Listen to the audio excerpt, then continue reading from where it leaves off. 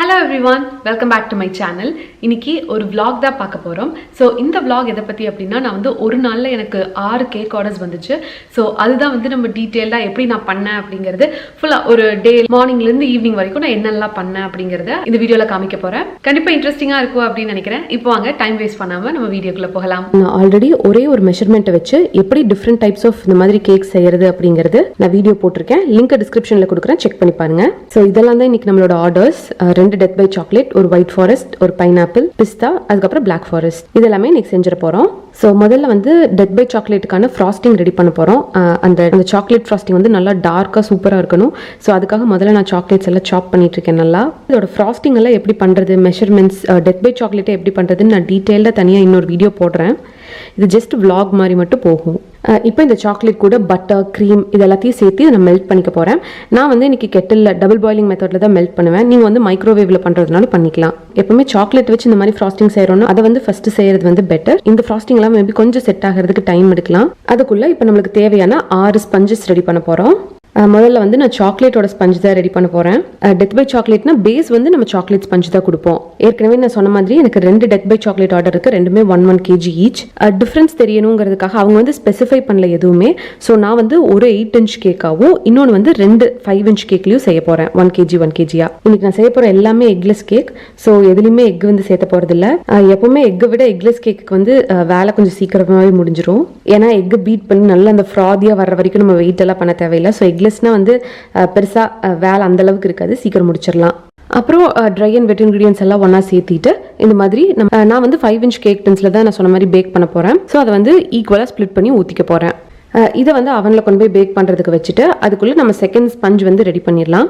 Second ஸ்பஞ்சும் chocolate தான், ஏன்னா same death by chocolate தான். இது வந்து 8 inch கேக் டின்ல பண்ண போறேன். அதே மாதிரி ரெடி பண்ணிட்டு இதையும் கொண்டு போய் 8 inch பேன் அவன்ல வச்சுட்டு அது பேக் ஆனோன்னு அதை வெளியே எடுத்து வைக்க போறோம். நான் வந்து ஒன்னு பின்னாடி தான் ஒன்று பேக் பண்ண போறேன். எல்லாத்தையுமே ஒரே டைம்ல வச்சு பேக் பண்ண போறது இல்லை. ஏன்னா ஒவ்வொரு பேனோட சைஸும் டிஃப்ரெண்ட்.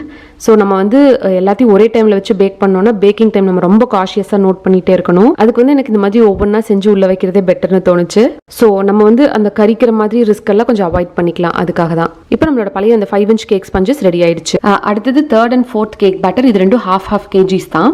ஒன்று வந்து ஒயிட் ஃபாரஸ்ட்க்கு, இன்னொன்று வந்து பைனாப்பிளுக்கு. ஸோ நான் என்ன பண்ணியிருக்கேன் அப்படின்னா ஒரு 1 kgக்கு ஃபுல் மெஷர்மெண்ட் எடுத்துட்டு அதை வந்து 2 ஈக்குவல் ஹாஃப்ஸை ஸ்பிளிட் பண்ணி எடுத்துக்கிறேன். அதாவது வெண்ணிலா கேக்ல இந்த மாதிரி ஸ்பிளிட் பண்ணிட்டு பைனாப்பிளுக்கு மட்டும் நான் பைனாப்பிள் எசன்ஸ் கடைசியாக ஆட் பண்ணிக்கிறேன்.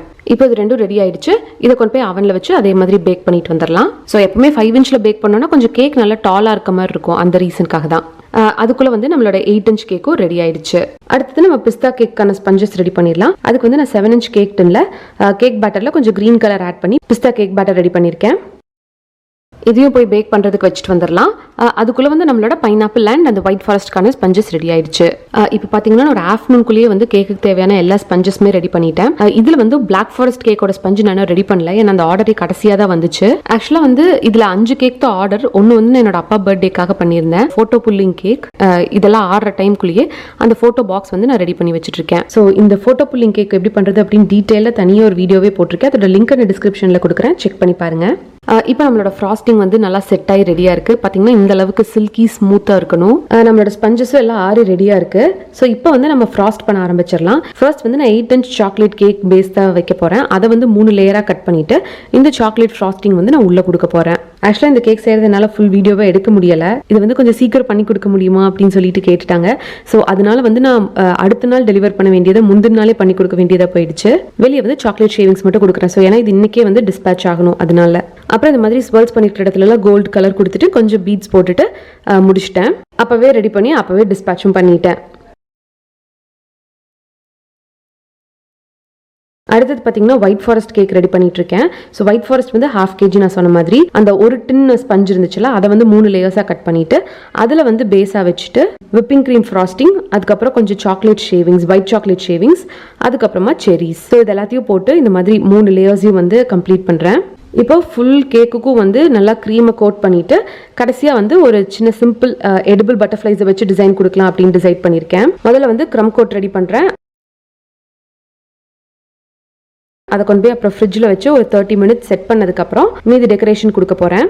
அது செட் ஆகட்டும். அதுக்குள்ளே பைனாப்பிள் கேக் ரெடி பண்ணிடலாம். ஸோ பைனாப்பிள் கேக்கு வந்து அதே மாதிரி இதையும் 3 லேயர்ஸாக கட் பண்ணியிருக்கேன். கட் பண்ணிவிட்டு ஃபர்ஸ்ட் லேயரில் வந்து நான் வந்து பைனாப்பிள் ஸ்லைசஸ் ஆட் பண்ண போகிறேன். கேண்ட் பைனாப்பிள்ஸ் தான் ஆட் பண்ண போகிறேன். ஸோ அதுக்குள்ளே இருக்கிற அந்த தண்ணி இருக்குள்ள அந்த பைனாப்பிள் ஃபீல் அந்த எசன்ஸ் கொடுக்கணும் அப்படிங்கிறதுக்காக அந்த பைனாப்பிள் வாட்டரையே கொஞ்சம் நான் ப்ரஷ் பண்ணுறேன். அதுக்கப்புறமா அதுக்கு மேலே விப்பிங் க்ரீம், அப்புறம் பைனாப்பிள் ஸ்லைசஸ், இது மாதிரி 3 லேயர்ஸையும் கம்ப்ளீட் பண்ணுறேன். அப்புறம் ஒரு கிரன்ச்சுக்காக ஒயிட் சாக்லேட்ஸையும் கொஞ்சம் நடுவில் ஃபில் பண்ணுறது. நான் வந்து எல்லோ கலர் விப்பிங் க்ரீம், அதாவது விப்பிங் க்ரீமில் எல்லோ ஃபுட் கலர் ஆட் பண்ணிவிட்டு அதை வந்து ஃபுல்லாக க்ரம் கோட்டிங்க்கு அதான் கொடுக்க போகிறேன். அப்புறம் இதுக்கு வந்து கொஞ்சம் இந்த ஃபால்ட் லைன் டிசைன் மாதிரி கொடுக்கலான்னு சொல்லிட்டு எல்லோ கலர்லேயே வந்து ஃபுல்லாக அந்த கோட்டிங் எல்லாம் முடிச்சதுக்கப்புறமா ஒயிட் க்ரீம் மட்டும் கீழே பேஸில் மட்டும் அப்ளை பண்ண போகிறேன். அப்புறம் அதையும் நம்ம ஈவனாக இந்த மாதிரி ஸ்ப்ரெட் பண்ணிவிட்டு நம்ம வந்து கொஞ்சம் அமுத்தி ப்ரெஸ் பண்ணிட்டோம் அப்படின்னா இது வந்து அந்த எல்லோ அண்ட் ஒயிட் மிக்ஸ் ஆயிரும். ஸோ இதை வந்து நம்ம ரொம்ப கேர்ஃபுல்லாக பண்ணணும். இதையும் வந்து நான் ஃப்ரிட்ஜில் வச்சு செட் பண்ண போகிறேன் ஒரு ½ அன் ஹவருக்கு. இப்போ அதுக்குள்ளே நம்மளோட அந்த ஒயிட் ஃபாரஸ்ட் கேக் இருக்குல்ல, அதை வந்து நம்ம ரெடி பண்ணிடலாம். அதுக்கு வந்து திருப்பியும் இன்னும் கொஞ்சம் நல்லா க்ரீம் ஆட் பண்ணிட்டு அதை லெவல் அவுட் பண்ணி எடுத்துக்க போகிறேன். வந்து ஒரு ஸ்வர்ல் பேட்டர்ன் மாதிரி கொடுக்குறேன். அப்புறம் கேக் போர்ட் பேஸ் எல்லாத்தையுமே வந்து நல்லா ஈவனாக நீட்டாக கிளியர் பண்ணிட்டு ஸோ கீழே வந்து ஒயிட் ஃபாரஸ்ட் கேக்குங்கிறதுனால அந்த ஒயிட் சாக்லேட் ஷேவிங்ஸ் இருக்குல்ல அதை வந்து பேஸில் மட்டும் அப்ளை பண்ண போகிறேன். இந்த மாதிரி ரெடி ஆனதுக்கு அப்புறமா நான் எடிபிள் வேஃபர் ஷீட்ஸ் வச்சிருக்கேன். ஸோ இதை வந்து நான் ஒவ்வொரு இடத்துலையும் வந்து ஸ்டிக் பண்ண போகிறேன் அங்கங்கே அழகாக இருக்கணுங்கிறக்காக. இப்போ ரெடி ஆயிடுச்சு. இதுக்கு மேலே வந்து இந்த கோல்டன் ஸ்ப்ரிங்கிள்ஸ் ஆட் பண்ணுறேன். இது வந்து நல்ல கான்ட்ராஸ்டாக அழகாக இருக்கும். அவ்வளோதான், இது ரெடி ஆயிடுச்சு. இனி அடுத்தது பைனாப்பிள் கேக்கு வந்து டெக்கரேஷன் கொடுக்கலாம். இது வந்து நம்ம இந்த ஃபால்ட் லைன் மாதிரி பண்ணியிருக்கோம்னு சொன்னேன் இல்லையா, ஒயிட் அண்ட் எல்லோ லேயருக்கு நடுவில் கோல்டு கலர் கொடுத்து செப்பரேட் பண்ணியிருக்கேன். அப்புறம் இந்த மாதிரி கோல்டன் டாப்பர்ஸ் வச்சு ஃபுல்லாக அங்கங்கே நீட்டாக வந்து இந்த மாதிரி டெக்கரேட் பண்ணிக்க போகிறேன். அப்புறம் அதே மாதிரி இந்த கோல்டு கூட நல்லா போகணுங்கிறதுக்காக கோல்டு ஸ்ப்ரிங்கிள்ஸ் எல்லா பக்கமும் ஸ்ப்ரிங்கிள் பண்ணிக்கிறேன். அவ்வளோதான், இந்த கேக்கும் வந்து சூப்பராக ரெடி ஆயிடுச்சு. கஸ்டமர் வந்து இந்த கேக்கு ரொம்ப ரொம்ப ஹாப்பியாக ஃபீல் பண்ணாங்க. அடுத்தது அதே மாதிரி இன்னொரு 1 kg டெத் பை சாக்லேட். இது வந்து கொஞ்சம் ரஸ்டிக்கா இருக்கணுங்கிறதுக்காக இதுக்கும் ஃபால்ட் லைன் தான் கொடுத்துருக்கேன். கோல்டன் கலர் வச்சு செப்பரேட் பண்ற ரெண்டையும். பிளாக்ல வந்து கோல்டன் பீட்ஸ் நல்லா தெரியும். ஸோ அதனால கோல்டன் பீட்ஸை ஸ்ப்ரிங்கிள் பண்ணிக்கிறேன். இப்போ வந்து அந்த ஃபோட்டோ புல்லிங் கேக்கான அந்த பிஸ்தாதையும் ரெடி பண்ணுறேன். இது வந்து நம்ம வீட்டில் கட் பண்ணுறதுக்கு தான். ஸோ அதனால பெருசாக இதுக்கு எஃபர்ட் அப்படின்னு போடல. சும்மா ஒரு நார்மலான ஒரு பேசிக்கான டெக்கரேஷன் மட்டும் தான் கொடுக்குறேன். ஏன்னா ஃபோட்டோ புல்லிங் கேக்கில் இதுதான் என்னோட ஃபர்ஸ்ட் அட்டெம்ப்ட். ஆல்ரெடி நிறைய ஆர்டர்ஸ் இருந்ததுனால இதுக்கு பெருசாக எஃபர்ட் போடல. ஸோ அந்த நைட்டே வந்து அப்பாவுக்கு பர்த்டே கேக் கட் பண்ணோம். எல்லாருமே ஆக்சுவலாக சர்ப்ரைஸ் ஆயிட்டாங்க. ரொம்பவே நல்ல டர்ன் அவுட் ஆச்சு. நான் ஏற்கனவே சொன்ன மாதிரி எனக்கு ஆஃப்டர்நூன் வரைக்கும் 5 கேக் ஆர்டர்ஸ் தான் இருந்துச்சு. ஈவினிங் 4 o'clock மேலே தான் வந்து எனக்கு இன்னொரு ஆர்டர் கூப்பிட்டு எமர்ஜென்சி ஆர்டர் சீக்கிரம் கிடைக்குமா அப்படின்னு கேட்டாங்க. நான் யூஸ்வலாக லாஸ்ட் மினிட் ஆர்டர்ஸ் எல்லாம் அக்செப்ட் பண்ணிக்க மாட்டேன். பட் என்ன அப்படின்னா ஆல்ரெடி நான் நிறைய செஞ்சு வச்சிருந்ததுனால ½ kg செய்கிறது ஒரு பெரிய விஷயம் கிடையாது. ஸோ அதனால வந்து அந்த ஆர்டர் மட்டும் நான் அக்செப்ட் பண்ணிட்டேன். ஸோ ½ kg தான் கேட்டிருந்தாங்க. ஸோ இதெல்லாம் ரெடி பண்ணிட்டு இருந்த டைம்லேயே வந்து நான் அதுக்கான ஸ்பஞ்சையும் வந்து ரெடி பண்ணிட்டேன். அதுவும் வந்து சாக்லேட் ஸ்பஞ்ச் தான். அது வந்து பார்த்தீங்கன்னா இப்போ சைடில் ஆறிட்டு இருக்கு. இப்போ நல்லா ஆறி முடிஞ்சிச்சு. இனி வந்து இதையும் 3 லேயர்ஸை ஸ்ப்ளிட் பண்ணிட்டு செரி சிரப், விப்பிங் க்ரீம், செரிஸ் இதை தான் நம்ம ஆட் பண்ண போகிறோம். அப்புறம் சாக்லேட் ஷேவிங்ஸ் இது எல்லாத்தையும் ரெடி பண்ணிட்டு நம்ம வந்து நல்லா கோட் பண்ணிடலாம். இது வந்து நம்ம ஒரு கமர்ஷியலான ரெசிபி தான். பட் நீங்கள் வீட்டில் வந்து ஒரு நல்ல சூப்பரான ஒரு பிளாக் ஃபாரஸ்ட் ட்ரை பண்ணும் அப்படின்னா நான் ஆல்ரெடி ஒரு வீடியோ போட்டிருக்கேன். அதை செக் பண்ணி பாருங்கள். அது ரொம்ப ரொம்ப ரிச்சாக இருக்கும். பட் கமர்ஷியலாக வந்து அது செய்யறது கஷ்டம். ஏன்னா நம்மளுக்கு ரேட் வைஸ் கொஞ்சம் அது வந்து ஒத்து வராது.